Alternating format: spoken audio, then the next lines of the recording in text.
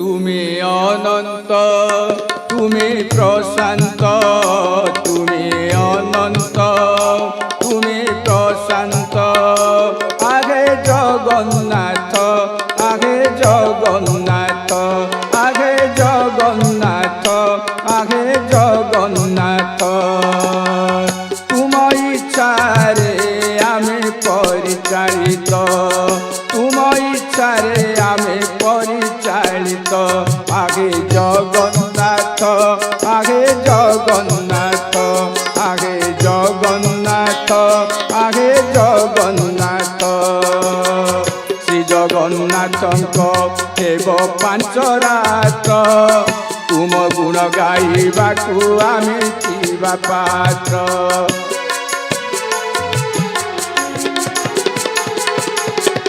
ଶ୍ରୀ ଜଗନ୍ନାଥଙ୍କ ହେବ ପାଞ୍ଚ ରାତ, ତୁମ ଗୁଣ ଗାଇବାକୁ ଆମେ ଥିବା ପାତ୍ର। ତୁମେ ଅନନ୍ତ, ତୁମେ ପ୍ରଶାନ୍ତ, ତୁମେ ଅନନ୍ତ, ତୁମେ ପ୍ରଶାନ୍ତ। ହାୟ ଜଗନ୍ନାଥ, ଆଗେ ଜଗନ୍ନାଥ। କାଳିଆ କଳା ଠାକୁର ଶ୍ରୀ ଜଗନ୍ନାଥ କେବଳ ଓଡ଼ିଶାର ନାଥ ବା ନୀଳାଚଳ ନାଥ ନୁହନ୍ତି, ପରନ୍ତୁ ସେ ଜଗତର ନାଥ ରୂପେ ବିଦିତ ହୋଇ ଏ ଜାତିକୁ, ଏ ମାଟିକୁ ଏକ ସ୍ୱତନ୍ତ୍ର ପରିଚୟ ପ୍ରଦାନ କରି ଆସିଛନ୍ତି। ମହାସମୁଦ୍ରର ଅନନ୍ତ ବକ୍ଷରେ ବହୁ ନଦନଦୀ ଏକାକାର ହୋଇଗଲା ପରେ ଶ୍ରୀ ଜଗନ୍ନାଥ ସଂସ୍କୃତିରେ କେତେ ମତ, କେତେ ଦର୍ଶନ, କେତେ ତତ୍ତ୍ୱ ସବୁ ମିଶିଯାଇ ଶ୍ରୀ ଜଗନ୍ନାଥ ସଂସ୍କୃତିକୁ ବେଶ ବଳିଷ୍ଠ କରିଛନ୍ତି। ଶ୍ରୀମନ୍ଦିରର ଚତୁର୍ଦ୍ଧା ମୂର୍ତ୍ତି ହିଁ ଚତୁର୍ବର୍ଗ ଅର୍ଥାତ୍ ଧର୍ମ, ଅର୍ଥ, କାମ ଓ ମୋକ୍ଷ ପ୍ରଦାନ କରିଥାନ୍ତି। ଏହି ଚତୁର୍ଦ୍ଧା ମୂର୍ତ୍ତିଙ୍କ ବନ୍ଦନା କରି ପୁରାଣମାନେ ଶତମୁଖ ହୋଇ ଉଠିଛନ୍ତି। ବଳଭଦ୍ର ଜଗନ୍ନାଥ, ସୁଭଦ୍ରା ଚ ସୁଦର୍ଶନ, ଦାରୁ ବ୍ରହ୍ମ ସ୍ୱରୂପାୟ, ଚତୁର୍ଦ୍ଧା ମୂର୍ତ୍ତୟେ ନମଃ। ଶ୍ରୀ ସୁଦର୍ଶନଙ୍କର ରୂପାନ୍ତର ହେଉଛନ୍ତି ଶ୍ରୀମନ୍ଦିର ଚୂଡ଼ାରେ ସ୍ଥାପିତ ଶ୍ରୀ ନୀଳଚକ୍ର। ମନ୍ଦିର ବନ୍ଦ ଥିବା ସମୟରେ ଭକ୍ତ ସମାଜ ଭୋଗ ଶ୍ରୀ ନୀଳଚକ୍ରଙ୍କୁ ହିଁ ସମର୍ପଣ କରିଥାନ୍ତି, ଯାହାକୁ କୁହାଯାଇଥାଏ ଚକ୍ରମଣୋହି। ଶ୍ରୀ ଜଗନ୍ନାଥ ସଂସ୍କୃତିରେ ନୀଳ ଶବ୍ଦର ବହୁଳ ପ୍ରୟୋଗ ଦେଖିବାକୁ ମିଳିଥାଏ। ପ୍ରଭୁଙ୍କର ଆଦ୍ୟ ରୂପ ସେ ହେଉଛନ୍ତି ନୀଳମାଧବ। ପ୍ରଭୁଙ୍କର ନିବାସ ସ୍ଥଳୀ ନୀଳାଚଳ, ନୀଳଗିରି, ନୀଳକନ୍ଦର, ନୀଳାଦ୍ରି ଏମିତି ବିବିଧ ନାମରେ ପରିଚିତ। ଭକ୍ତ ମଧ୍ୟ ତାଙ୍କୁ ପ୍ରେମ ଗଦଗଦ ଅନ୍ତରରେ ନୀଳାଦ୍ରି କେଶରୀ, ନୀଳମଣି, ନୀଳାଚଳ ନାଥ, ନୀଳାଦ୍ରି ବିହାରୀ ପ୍ରଭୃତି ନାମରେ ସମ୍ବୋଧନ କରିଥାଏ। ତେଣୁ ନୀଳାଦ୍ରି କେଶରୀ ନୀଳମଣିଙ୍କର ଆୟୁଧ ସୁଦର୍ଶନ ସାଜିଛନ୍ତି ନୀଳଚକ୍ର। ଗରୁଡ଼ ପୁରାଣରେ ଚକ୍ରରାଜଙ୍କୁ ସ୍ତୁତି କରି କୁହାଯାଇଛି, ବିଷ୍ଣୁ ରୂପାୟ ସନ୍ତାୟ ଚାୟୁଧାନଂ ଧରାୟ ଚ, ବିଷ୍ଣୁ ଶସ୍ତ୍ରାୟ ଚକ୍ରାୟ ନମୋ ଭୂୟୋ ନମୋ ନମଃ। ଚକ୍ରରାଜ ସୁଦର୍ଶନଙ୍କର ନୀଳଚକ୍ର ରୂପେ ଶ୍ରୀମନ୍ଦିର ଚୂଡ଼ାରେ ଅବସ୍ଥାନକୁ ନେଇ କୁହାଯାଏ, ପରମବ୍ରହ୍ମ ଶ୍ରୀ ଜଗନ୍ନାଥ ଦାରୁ ବ୍ରହ୍ମ ରୂପରେ ରତ୍ନ ସିଂହାସନରେ ପୂଜା ପାଇଲେ। ହସ୍ତପଦ ରହିତ ହୋଇଥିବାରୁ ସେ ସୁଦର୍ଶନଙ୍କୁ ଧାରଣ କଲେ ନାହିଁ। ତାଙ୍କ ବ୍ୟତିରେକେ ମହାପ୍ରଭୁ ଦୁର୍ବଳ ହୋଇପଡ଼ିଛନ୍ତି ବୋଲି ଚିନ୍ତା କରି ସୁଦର୍ଶନଙ୍କ ମନରେ କ୍ଷୋଭ ଓ ଅହଂଭାବ ମଧ୍ୟ ପ୍ରକାଶ ପାଇଲା। ମହାପ୍ରଭୁଙ୍କର ଯୁଗେ ଯୁଗେ ଗର୍ଭଗଞ୍ଜନ ବାନା ଉଡ଼ୁଛି। ଗର୍ଭଗଞ୍ଜନ ବାନା ତାର ଗରବ ନ ସହଇକାର। ତେଣୁ ପ୍ରଭୁ ସୁଦର୍ଶନଙ୍କର ଏ ଅହଙ୍କାରକୁ ପ୍ରଶ୍ରୟ ଦିଅନ୍ତେ ବା କିପରି? ସୁଦର୍ଶନଙ୍କର ଅହଂଭାବର ଅବସାନ ନିମିତ୍ତ ପ୍ରଭୁ ତାଙ୍କୁ ଭକ୍ତଶ୍ରେଷ୍ଠ ହନୁମାନଙ୍କୁ ଡାକି ଆଣିବା ପାଇଁ ପଠାଇଲେ। ଜଣେ ଦୂତ ଭାବରେ ସୁଦର୍ଶନ ଯାଉଥିବାରୁ ମନେ ମନେ କ୍ରୋଧାନ୍ୱିତ ହୋଇ ଉଠିଲେ। ଆଉ ପ୍ରଭୁଙ୍କ ଆଦେଶରେ ହନୁମାନଙ୍କୁ ଡାକି ଆଣିବାକୁ ଗଲେ ସତ, ମାତ୍ର ସେ କିପରି ଶ୍ରୀମନ୍ଦିର ଭିତରକୁ ପ୍ରବେଶ କରିପାରିବେ ନାହିଁ, ଏଥିପାଇଁ ସକଳ ଦ୍ୱାର ଚାରିଦ୍ୱାର ସେ ଅବରୋଧ କରିଦେଲେ। କିନ୍ତୁ ସଦା ସର୍ବଦା ନାମ ରସରେ ଯେ ପାଗଳ ହନୁମାନ ସୁଦର୍ଶନଙ୍କର ଏ ଚକ୍ରାନ୍ତ ସମ୍ପର୍କରେ ଜାଣିପାରିଲେ। ପ୍ରଭୁ ଜଗନ୍ନାଥଙ୍କୁ ହୃଦୟରେ ସେ ସ୍ମରଣ କରି ଅଷ୍ଟଭୁଜ ବିଶିଷ୍ଟ ହୋଇଗଲେ ଭକ୍ତଶ୍ରେଷ୍ଠ ହନୁମାନ। ଅତୁଳିତ ବଳଧାମಂ ହେମ ଶୈଳାଭଦେହଂ ଧನುଜବନ କ୍ରିଶାନಂ জ্ঞানীনাম অগ্রগণ্যম সকল গুণ নিধানম বানরাণমধীশম রঘুপতি প্রিয় ভক্তং বাতং জাত নমামি। ଯେ ହେଉଛନ୍ତି ସକଳ ବଳର ଗନ୍ତାଘର, ସୁବର୍ଣ୍ଣ ପର୍ବତ ପରି ଯାର ଶରୀରର କାନ୍ତି ଦନୁଜମାନଙ୍କର, ଯେ ହେଉଛନ୍ତି ସଂହାରକର୍ତ୍ତା ଓ ଜ୍ଞାନୀମାନଙ୍କ ମଧ୍ୟରେ ସର୍ବଶ୍ରେଷ୍ଠ ଜ୍ଞାନୀ, ସେହି ପରମ ଭକ୍ତ ହନୁମାନ ଆସୁଛନ୍ତି ତାଙ୍କର ଆରାଧ୍ୟ ଦେବତାଙ୍କୁ ଦର୍ଶନ କରିବା ଉଦ୍ଦେଶ୍ୟରେ। ଭକ୍ତଶ୍ରେଷ୍ଠ ହନୁମାନ ତାଙ୍କର ଚାରି ଭୁଜରେ ଚତୁର୍ଦ୍ୱାର ଅବରୋଧକାରୀ ସୁଦର୍ଶନଙ୍କୁ ଧାରଣ କଲେ। ଦୁଇ ଭୁଜରେ ମହାପ୍ରଭୁଙ୍କୁ ପ୍ରଣାମ କରିବା ସହିତ ଅନ୍ୟ ଦୁଇ ଭୁଜରେ ନାମାବଳୀ ଜପ କରି ରତ୍ନ ସିଂହାସନ ନିକଟରେ ଉପସ୍ଥିତ ହେଲେ। ରାଜା ରାମ ରାମ ରାମ ସୀତା ରାମ ରାମ ରାମ ରାଧେ ଶ୍ୟାମ ଶ୍ୟାମ ଶ୍ୟାମ ସୀତା ରାମ ରାମ ରାମ ରାଜା ରାମ ରାମ ରାମ ସୀତା ରାମ ରାମ ରାମ ରାଧେ ଶ୍ୟାମ ଶ୍ୟାମ ଶ୍ୟାମ ସୀତା ରାମ ରାମ ରାମ। ହନୁମାନ କିନ୍ତୁ ଭଗବାନଙ୍କୁ ସେଦିନ ଜଣାଇଥିଲେ ଯେ ଭକ୍ତମାନଙ୍କର ଦର୍ଶନର ସୁବିଧା ନିମିତ୍ତ ଆପଣ ସୁଦର୍ଶନଙ୍କର ତେଜ ହ୍ରାସ କରନ୍ତୁ, ନଚେତ୍ ମୁଁ ଏତେ ଅସୁବିଧା ଭୋଗ କଲି ଆପଣଙ୍କୁ ଦର୍ଶନ କରିବା ପାଇଁ, ସାଧାରଣ ଭକ୍ତ ଆପଣଙ୍କ ନିକଟକୁ ଆସିବେ କିପରି? ତେଣୁ ସୁଦର୍ଶନଙ୍କ ତେଜ ପ୍ରଶମିତ ହୋଇ ସେ ସ୍ତମ୍ଭ ରୂପରେ ପ୍ରଭୁଙ୍କ ବାମ ପାର୍ଶ୍ୱରେ ପୂଜା ପାଇଲେ। ସୁଦର୍ଶନ ତେଜ ରୋହିତ ହୋଇ ସ୍ତମ୍ଭାକୃତି ଧାରଣ କରିବାରୁ ଦୁଃଖିତ ହେଲେ ଓ ନିଜର ଅପରାଧ ନିମିତ୍ତ ପ୍ରଭୁଙ୍କ ନିକଟରେ କ୍ଷମା ପ୍ରାର୍ଥନା କଲେ।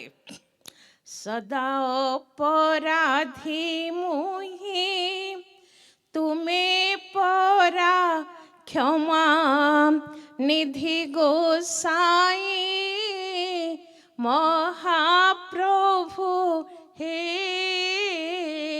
আজি ନିର୍ଦ୍ଦୟ ହୁଅ କିମ୍ ପାଇଁ ମହାପ୍ରଭୁ ହେ। ଭକ୍ତବତ୍ସଳ ପ୍ରଭୁ ଶ୍ରୀ ଜଗନ୍ନାଥ ସୁଦର୍ଶନଙ୍କ ପ୍ରତି କୃପା କରି ତାଙ୍କୁ ନୀଳଚକ୍ର ରୂପେ ଶ୍ରୀମନ୍ଦିର ଚୂଡ଼ାରେ ଅବସ୍ଥାପିତ କଲେ। ଏହାଦ୍ୱାରା ଚକ୍ରରାଜ ସୁଦର୍ଶନଙ୍କର ବୈଶିଷ୍ଟ୍ୟ ଅକ୍ଷୁର୍ଣ୍ଣ ରହିଲା। ଜଗନ୍ନାଥ ଚାରି ଅକ୍ଷରର ତତ୍ଵ ବିଚାରରେ କୁହାଯାଇଛି ଜକାରଶ୍ଚ ଜଗନ୍ନାଥ ଗକାର ବଳଦେବକଂ ଭଦ୍ରା ନକାର ଭାବେନ ଥକାରଶ୍ଚ ସୁଦର୍ଶନମ୍। ଓଡ଼ିଶାରେ ଅସଂଖ୍ୟ ମନ୍ଦିର ରହିଛି, କିନ୍ତୁ ଶ୍ରୀକ୍ଷେତ୍ର ପୁରୁଷୋତ୍ତମ ଧାମ ହେଉଛି ଓଡ଼ିଆମାନଙ୍କର ସର୍ବସ୍ୱ। ପୁରୁଷୋତ୍ତମ ଧାମର ଗରୁଡ଼ ଖମ୍ବକୁ କୁଣ୍ଢାଇ ଶ୍ରୀ ଜଗନ୍ନାଥଙ୍କର ମୁଖାରବିନ୍ଦକୁ ଦର୍ଶନ କଲେ ଓଡ଼ିଆ ପ୍ରାଣର ଜ୍ୱାଳା ଶୀତଳତା ଲାଭ କରିଥାଏ। ବଡ଼ଦାଣ୍ଡରେ ଠିଆ ହୋଇ ବଡ଼ଦେଉଳର ନୀଳଚକ୍ର ଉପରେ ଫରଫର ହୋଇ ଉଡ଼ୁଥିବା ସେ ପତିତ ପାବନ ବାନାକୁ ଚାହିଁଦେଲେ ମନ ତାର କୁଣ୍ଢେମୋଟ ହୋଇଯାଏ। ଭକ୍ତି ଗଦଗଦ କଣ୍ଠରୁ ତାର ବାହାରି ଆସେ ବଡ଼ଦାଣ୍ଡେ ଥାଇ ଗୀତ ଗାଉଥିବି ଭକତି ଥାଳ ମୋ ପୁରିବା ଯାଏ ଭକତି ଥାଳ ମୋ ପୁରିବା ଯାଏ ନୀଳଚକ୍ରେ ନିତ ନୀତି ଦେଖୁଥିବି ଏ ନୟନରୁ ଜ୍ୟୋତି ଲିଭିବା ଯାଏ ଏ ନୟନରୁ ଜ୍ୟୋତି ଲିଭିବା ଯାଏ। ଓଡ଼ିଆ ଜାତିର ସୁଦିନର ବନ୍ଧୁ ଜଗନ୍ନାଥ, ପୁଣି ଦୁର୍ଦିନର ବନ୍ଧୁ ମଧ୍ୟ ସେହି ଜଗନ୍ନାଥ। ଓଡ଼ିଆ ଜାତିର ପ୍ରତ୍ୟୟ, ପରିଚିତି, ସ୍ପନ୍ଦନ, ସ୍ୱାଭିମାନ ସବୁକିଛି ହେଉଛନ୍ତି ସେଇ ଶ୍ରୀ ଜଗନ୍ନାଥ।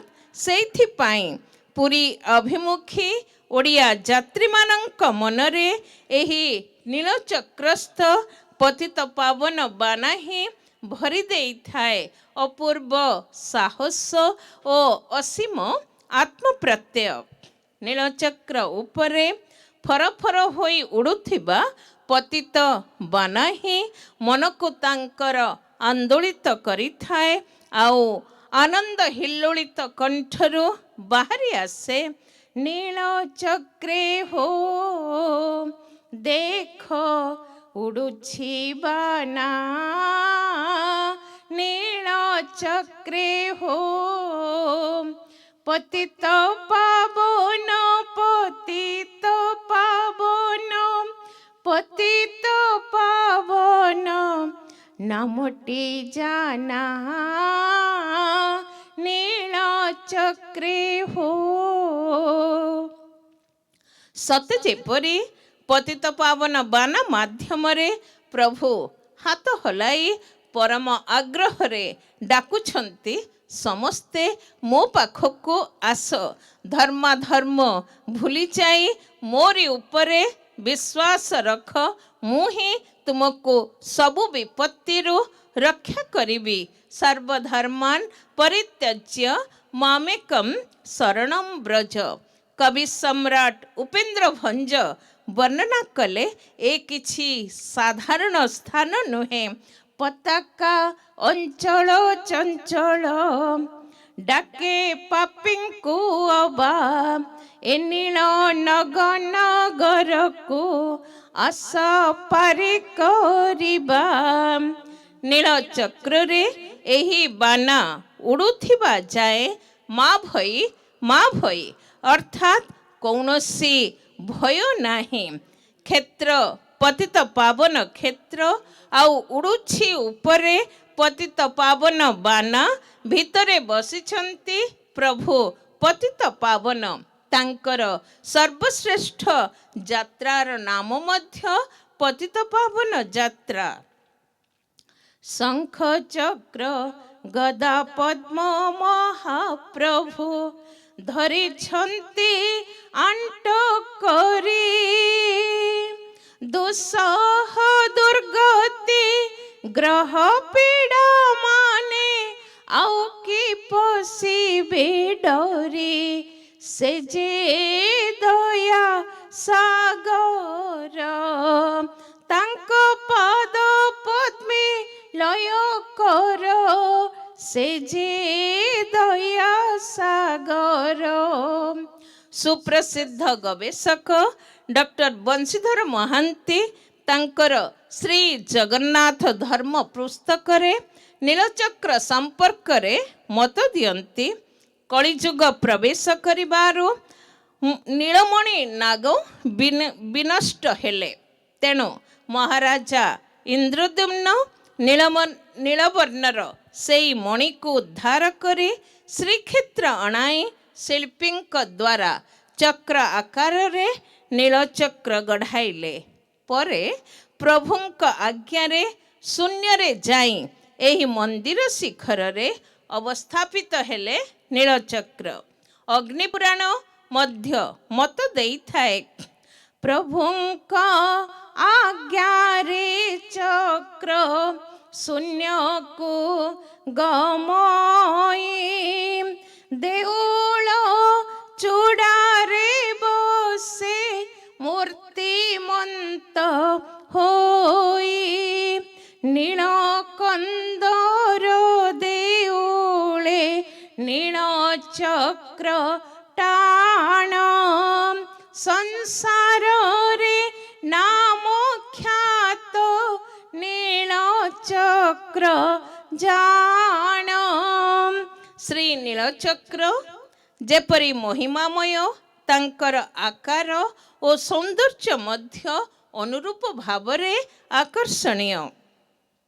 ଅଷ୍ଟ ଧାତୁରେ ନିର୍ମିତ ଏ ନୀଳଚକ୍ର, ଏଥିରେ ଅର୍ଦ୍ଧେକ ପରିମାଣରେ ଲୁହା, 1/4 ପରିମାଣର ତମ୍ବା ଏବଂ ଅବଶିଷ୍ଟ 1/4 ସୁନା, ରୂପା, ଦସ୍ତା, ସୀସା ଓ ପାରଦ ପ୍ରଭୃତି ରହିଛି। ପଞ୍ଚସଖା ଯୁଗର ସନ୍ଥ ଶିଶୁ ଅନନ୍ତଙ୍କ ଭାଷାରେ ପରମ ପୁରୁଷ ଦେଉଳ ନୀଳଚକ୍ର ଯେ ଶୂନ୍ୟ ସ୍ଥଳ ନେତ ଯେ ବ୍ରହ୍ମା ବିଷ୍ଣୁ ହର ଉଡ଼ୁଣଛି ଫର ଫର। ସୂର୍ଯ୍ୟୋଦୟ ସମୟରେ ଏହା ଶ୍ୱେତବର୍ଣ୍ଣରେ ପ୍ରତିଭାତ ହେଉଥିଲା ବେଳେ ଦିବସର ବୃଦ୍ଧି ସଙ୍ଗେ ସଙ୍ଗେ ଏହା ଗାଢ଼ ନୀଳବର୍ଣ୍ଣ ଧାରଣ କରେ। ଯେକୌଣସି ବିପତ୍ତି ସମୟରେ ଯୋଡ଼ହସ୍ତ ପୂର୍ବକ ଓଡ଼ିଆ କଣ୍ଠରୁ ବାହାରି ଆସିଥାଏ, ପତିତ ପାବନ ବାନା ଆଉ କେତେବେଳକୁ ଭାସିଗଲି ଭବ ଜଳେ ନାବଦିଅ କୂଳକୁ। ଏହି ନୀଳଚକ୍ରରେ ଉଡ଼ୁଥିବା ବାନା ଧଳା, ନାଲି ଓ ହଳଦିଆ ରଙ୍ଗର ହୋଇଥାଏ। ଗୋଟିଏ ବାନା ଗୋଟିଏ ଦିନରୁ ଅଧିକା ସମୟ ରହିନଥାଏ। ଭକ୍ତମାନେ ମାନସିକ ରଖି ବାନା ବାନ୍ଧିଥାନ୍ତି। ନୀଳଚକ୍ରରୁ ଓହ୍ଲାଇ ଦିଆଯାଇଥିବା ବାନାକୁ ଭକ୍ତମାନେ ରକ୍ଷାମାଳା ବା ରକ୍ଷା ଡୋରି ଭାବରେ ଗଳାରେ ଧାରଣ କରିଥାନ୍ତି। ଯୋଗ ମତରେ ଶ୍ରୀମନ୍ଦିର ଯଦି ଏକ ଶରୀର ରୂପେ ପରିକଳ୍ପିତ ହୁଏ, ତେବେ ମନ୍ଦିର ଚୂଡ଼ାରେ ଅବସ୍ଥାପିତ ନୀଳଚକ୍ର ହେଉଛନ୍ତି ଏହି ଶରୀରର ମସ୍ତକ ସଦୃଶ। ଆମର ଆରାଧ୍ୟ ପ୍ରଭୁ ହିଁ ଆମର ପରମ ବନ୍ଧୁ। ସୂର୍ଯ୍ୟ ପଶ୍ଚିମ ଦିଗରେ ଉଦୟ ହୋଇପାରନ୍ତି। ଅଗ୍ନି ତାଙ୍କର ଦାହିକା ଶକ୍ତି ହରାଇ ବସିପାରନ୍ତି। ପର୍ବତମାନେ ଆକାଶରେ ଉଡ଼ିପାରନ୍ତି। ଜଳସ୍ରୋତ ଊର୍ଦ୍ଧ୍ୱମୁଖୀ ହୋଇପାରେ, ମାତ୍ର ଓଡ଼ିଆ ଜାତି ତାର ପ୍ରାଣର ଦେବତା ଶ୍ରୀ ଜଗନ୍ନାଥଙ୍କୁ ନିମିଷକ ପାଇଁ ମଧ୍ୟ ଛାଡ଼ିପାରିବ ନାହିଁ। ସେ ଯେଉଁଠି ରହିଥିଲେ ମଧ୍ୟ ତା ଆଖି ଆଗରେ ନାଚି ଉଠୁଥିବେ ସେ କାଳିଆ କଳା ଠାକୁର। ହୃଦ ବେଦୀରେ ଫରଫର ହୋଇ ଉଡ଼ୁଥିବ ସେ ପତିତ ପାବନ ବାନା। ରସକଲ୍ଲୋଳର ସ୍ରଷ୍ଟା କବି ଦୀନକୃଷ୍ଣଙ୍କ ଭାଷାରେ ଯେଉଁଠି ମୁଁ ଥାଏ, ଯେପରି ମୁଁ ଥାଏ, କାହାକୁ ନଥାଏ ଭୟ। ନୀଳଗିରିନାଥ ନୀଳାଦ୍ରି ସିଂହଙ୍କୁ ଚାହିଁଥାଏ ଏକଲଏ। ଶ୍ରୀମନ୍ଦିରର ଚୁନରା ସେବକମାନେ ହିଁ ନୀଳଚକ୍ରରେ ବାନ୍ଧିଥାନ୍ତି ବାନା।